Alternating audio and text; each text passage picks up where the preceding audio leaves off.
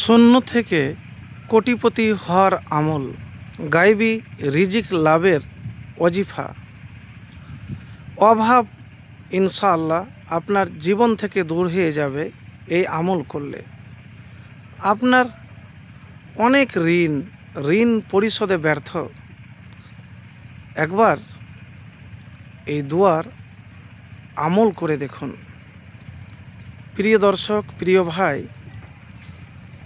আমি যে জীবনে যা কিছু পেয়েছি তার একটি কারণ হলো যে আল্লাহর উপর আমার ভরসা ছিল এবং আমি সময় যতটুকুন পেয়েছি সেটাকে কাজে লাগাচ্ছি।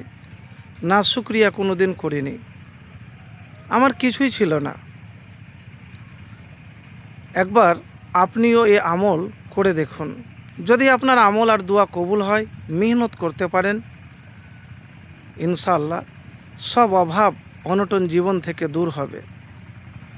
তো প্রথমে যে জিনিসটা লাগবে, কারোর দিকে তাকাতে হবে না, নিজে চেষ্টা করুন, পরিশ্রম করুন এতটা যে কাউকে ভাবার আপনার জন্যে সময় না থাকে। ইসলামে ধনী হওয়ার জন্য শুধু কঠোর পরিশ্রম নয়, বরং আল্লাহর উপর ভরসা, সঠিক আমল এবং হালাল উপায়ে জীবিকা অর্জনের উপর জোর দেওয়া হয়েছে।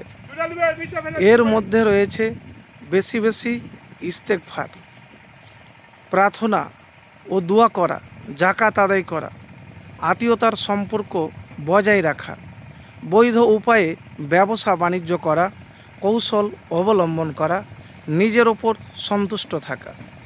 যা আছে যতটুকুন আছে সেই জিনিস নিয়ে সন্তুষ্ট থাকুন।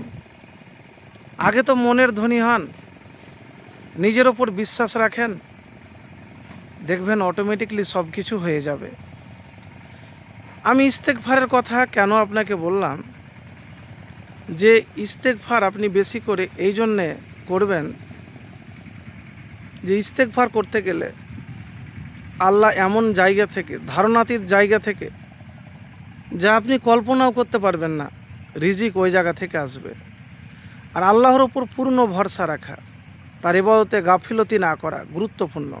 আল্লাহর ওপর ভরসা রাখা বান্দাদের সাহায্য করেন, মানে আল্লাহর ওপর যদি আপনি ভরসা রাখেন তো অবশ্যই আপনি সাহায্য পাবেন। শেষে যে আমলের কথা বলবো, এটি হয়তো মনে করবেন যে আমি শুনেছি জানি, তাকুয়া।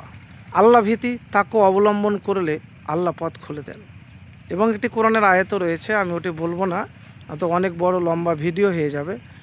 আমি এতটুকুন বলবো, আল্লাহ সুবহানাহু ওয়া তাআলাকে ভয় করবেন। কি করবেন? ভয় করবেন। ভয় শুধু খালি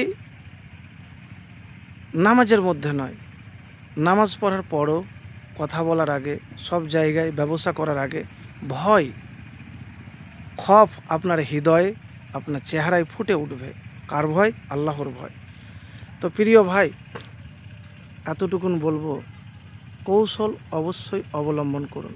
ব্যবসা ছোট হোক বড় হোক যাই হোক, আগে মনের ধনী হন, কৌশল অবলম্বন করেন এবং বেশি বেশি করে ইস্তেগফার করেন।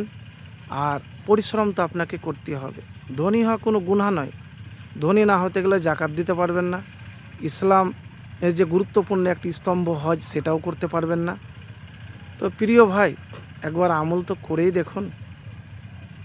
আর যে কাজটা করবেন সেটাকে মন দিয়ে করবেন, ভালোবেসে করবেন, আল্লাহর নাম নিয়ে সহতার সাথে।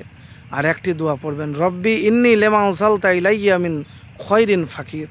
এভাবে আমল করে দেখুন, ইনশাআল্লাহ ফলাফল পাবেন।